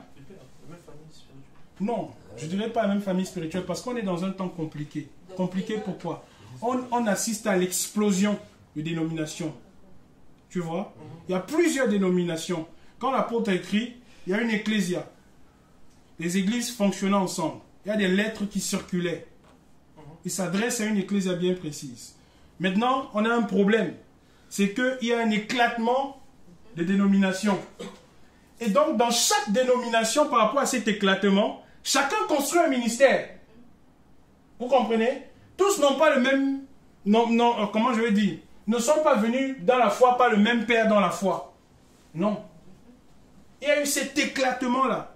Maintenant, la question, c'est pourquoi assistons-nous à cet éclatement et pourquoi Elohim laisse faire cet éclatement des dénominations et qui fait que chacun construit dans son truc. Ce qui se passe, c'est que par rapport à chaque ministère, le Seigneur appelle qui il veut. Il fait ce qu'il veut. Chacun vient ouvrir un ministère en fonction de l'appel qu'il a dans sa vie et il construit son ministère. Si vous n'êtes pas dans le même ministère, je prends un exemple. Vous avez des gens qui sont aux États-Unis qui font là-bas pour le Seigneur, d'autres sont ici. Ils peuvent avoir des points divergents sur beaucoup d'éléments. Chacun construit dans son couloir. Nous avons tous le même Seigneur, le même Elohim. Il dit justement que c'est le Seigneur qui viendra mettre en lumière l'œuvre de tout un chacun. Et de ce ministère-là, et de l'autre ministère. Maintenant, sauf que nous sommes d'une même maison. Étant d'une même maison, c'est comme si en fait nous avons une foi commune. Vous voyez, le fondement a déjà été placé, le fondement apostolique et prophétique, tout est déjà là. Nous avons une même foi commune, nous sommes de la même maison, nous croyons tous ici à la réforme que le Seigneur a donnée à son serviteur, n'est-ce pas? Ça veut dire que nous sommes tous de la même maison.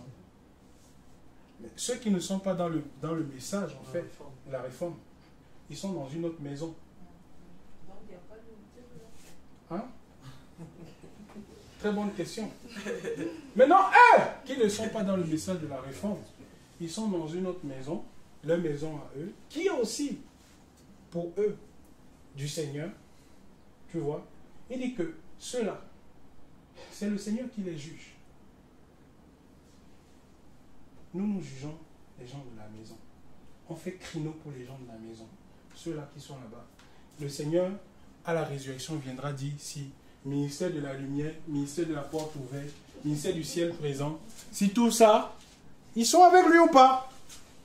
Parce que tu ne peux pas faire crino pour eux.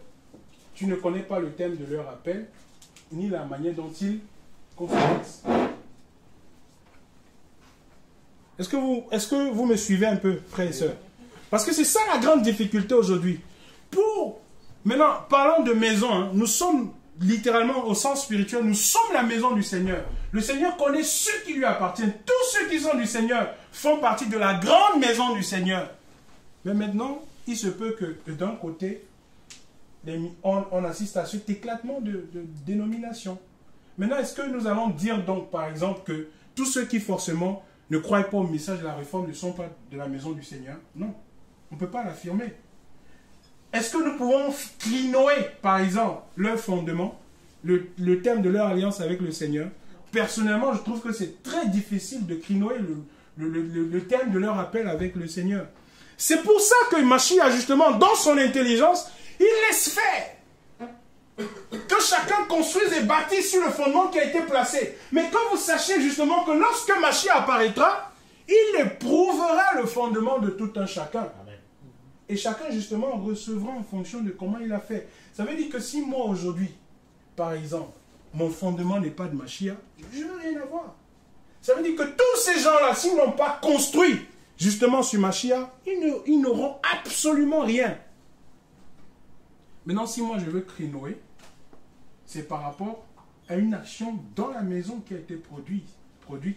Par exemple, quelqu'un qui est dans la réforme aujourd'hui et qui se lève, par exemple, demain, pour contredire la parole du Seigneur.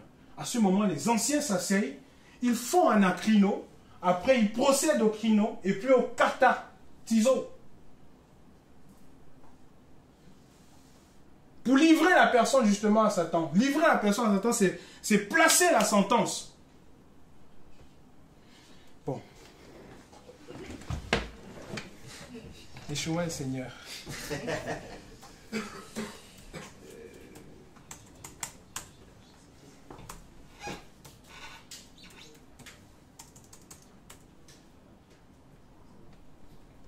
Les choses du Seigneur aussi, vraiment, sont spéciales. Hein.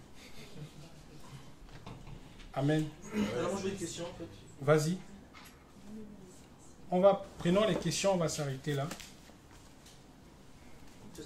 Alors je dis en fait dans 1 Corinthiens, je crois que 5 ou 4, par rapport à la gestion des mystères d'Élohim, oui, que l'on ne peut pas juger en fait par rapport à la peine d'Israël. Est-ce que tu peux m'aider à comprendre en fait dans 1 Corinthiens 14, voilà, verset. Alors je prends le verset 28-29. 1 Corinthiens 14, 29. Oui, vas-y. Voilà. Mais s'il n'y a pas d'interprète qu'on se taise dans l'assemblée et qu'on parle soi-même et à Elohim, point. Mais pour les prophètes, que 2 ou 3 parlent et que les autres jugent. Très bien, très bonne question. Où? Voilà, c'est 1 Corinthiens 14, 29. Ils sont tous dans la même maison ou pas? Non, dans la même assemblée. Voilà. Donc par rapport au ministère, en fait, tu as dit que... L'expression utilisée là-bas, c'est quoi? Alors ici, c'est diacrino. Combien? C'est diacrino. C'est un nouveau terme. Tu as parlé de ça? Ah bon? Attendez, hein. 1 Corinthiens 14, 29. C'est quoi? Diacrino, c'est quoi? C'est distinguer. Distinguer? Faire une distinction séparée. Voilà. C'est bon. Donc c'est proche de anacrino. Oui, oui. Oui. Donc, que Dieu parle et que les autres distinguent en fait, dans ce sens-là. Les autres prophètes en fait. Oui, oui. C'est pas en fait les... Ah, par rapport aux prophètes? Oui, parce que je pense que c'est précis en fait. Ok, ok. Mais dans l'autre version, c'est concernant les prophètes. Oui, bien que sûr. 2 ou 3 parlent, oui, et que les autres mis pour les prophètes jugent. Bien sûr, en fait. Bien sûr. Là, c'est par rapport aussi, donc ils ont tous l'appel. Relis le texte s'il te plaît. On est dans quel verset? 1 Corinthiens 14. Verset 29.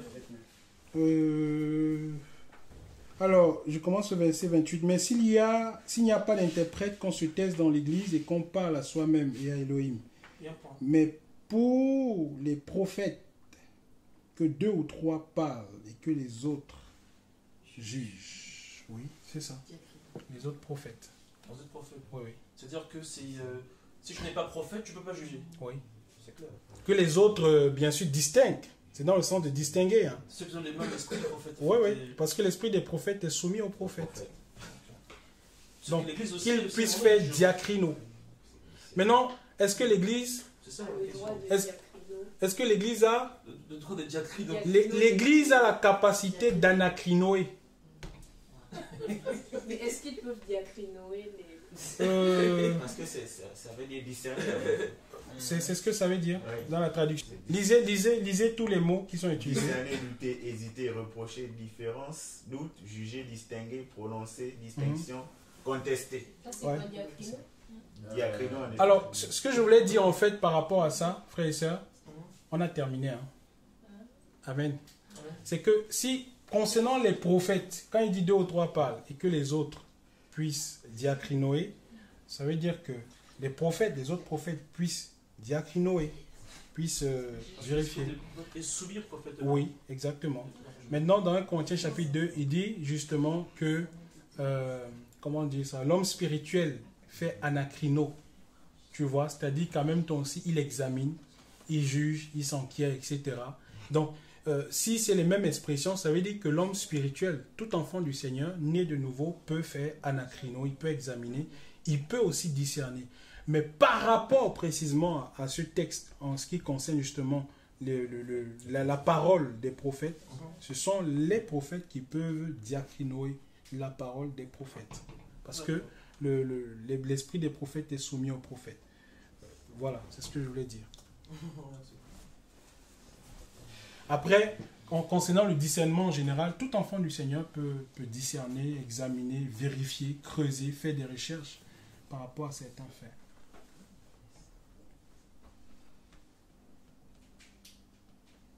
Des questions? C'est chaud, hein? J'avais une question. Hein? Être sauvé par le feu. Oui. Concrètement, ça veut dire. Être sauvé par le feu.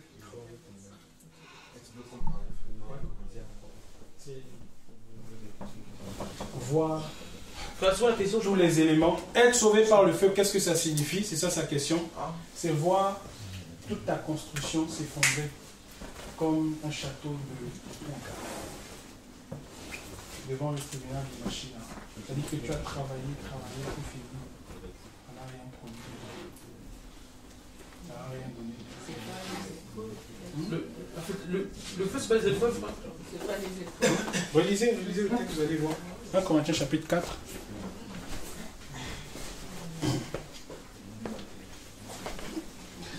Le feu est pour.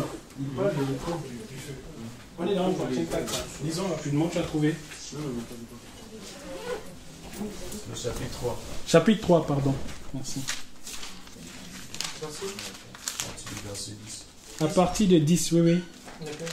Allons-y, on va terminer. Selon la grâce et le hymne qui m'a été donné, j'ai posé le fondement comme un sage architecte Oui. et un autre édifie dessus. Mais que chacun discerne comment il édifie dessus. Car personne ne peut poser un autre fondement que celui qui a déjà été posé, lequel est Yeshua Mashiach.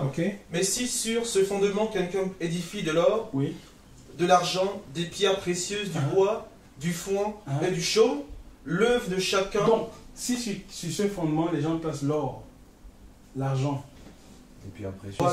du bois, du foin, de la chaume, vas-y. 13. L'œuvre de chacun sera manifestée, car le jour la fera connaître.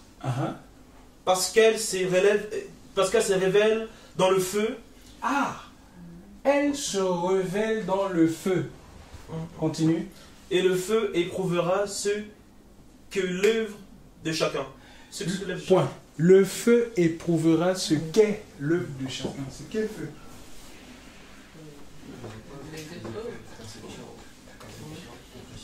Je crois que c'est... quel feu? Si vous trouvez cette question-là, alors je vais... Le jour du Seigneur, le jour. Le feu éprouvera l'œuvre de chacun.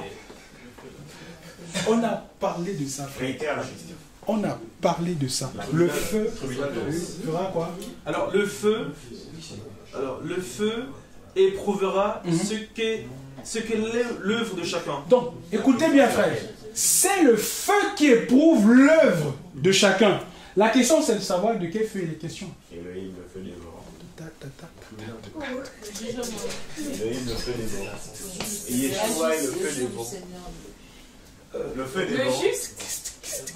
De quel feu il s'agit? On a parlé du feu ici. Le feu dévorant. C'est Yeshua. Yeshua. Ou tu vois que déjà on n'est plus dans le feu des persécutions. Tu vois un peu. Le feu éprouvera l'œuvre de chacun. Je ne réponds pas à cette question-là. Allez chercher ça. Bon. On a parlé de ça pendant 2 heures de temps. 2 heures de temps. Chacun confie comme il veut. Allez chercher, frère. Une autre question. J'ai une question. Oui. Est-ce qu'il est possible que quelqu'un soit appelé à dénoncer publiquement tout le temps? Bon, oui, tout le temps. Alors, la parole dit, ne prenez pas part aux œuvres infructueuses des ténèbres. Il s'adresse aux disciples, ceux qui sont nés de nouveau. Mais dénoncez-les. Donc si toi, tous les jours, tu fais face à ça, tous les jours, tu dois Dénoncer. Merci mon frère. Oui. Ça veut dire qu'à chaque fois que tu vas faire face aux œuvres infructueuses des ténèbres, on va vouloir t'impliquer. Tu as l'obligation devant le Seigneur de dénoncer cela. Parce que si tu te tais, tu auras des problèmes avec le Seigneur. Maintenant, est-ce que quelqu'un a été appelé? La dénonciation n'est pas un appel. Non. Non, ce n'est pas un appel, c'est un devoir que nous avons en tant qu'enfants du Seigneur. L'appel, c'est les 5 ministères. Maintenant, dans les 5 ministères, il y a les devoirs qu'on a. Maintenant, tout enfant du Seigneur aussi a des devoirs vis-à-vis du Seigneur. Donc, parmi lesquels se trouve le fait de dénoncer les œuvres des ténèbres. Ça veut dire que si à l'hôpital là-bas, tous les jours, on vient te voir pour piquer les médicaments et tout ça, là, il faut aller voir le directeur, la sœur. Voilà. Amen. On va s'arrêter là pour ce soir. Ça sera c'était le dernier. Et est-ce qu'on est ensemble, frères et sœurs? Amen. Que le Seigneur, en tout cas, qu'il nous fasse beaucoup de bien. Qu'il nous fasse beaucoup de bien. Qu'il nous donne d'être des personnes matures quant au discernement, quant au jugement. Qu'il nous donne de grandir, frères et sœurs. Qu'il nous donne de grandir et de pouvoir travailler pour son œuvre. Et de ne pas prendre part aux œuvres infructueuses des ténèbres, mais de pouvoir justement les dévoiler